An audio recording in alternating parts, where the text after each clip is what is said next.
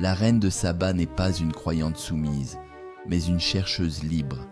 Elle n'est pas une icône de piété passive, mais une philosophe en robe de reine. Elle nous rappelle que la foi n'est pas une fin, c'est un chemin, et que la vérité divine n'est jamais donnée à ceux qui s'installent, mais à ceux qui marchent.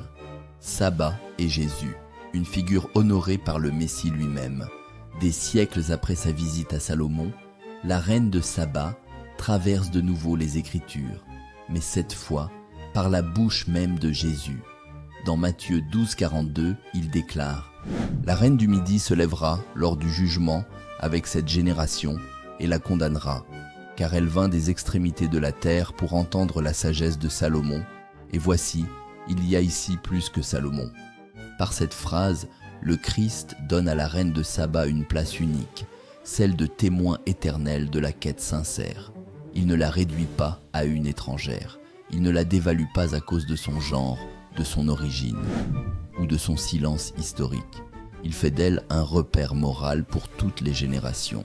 Elle devient le miroir tendu à une société religieuse qui avait la vérité devant les yeux, mais ne savait plus la chercher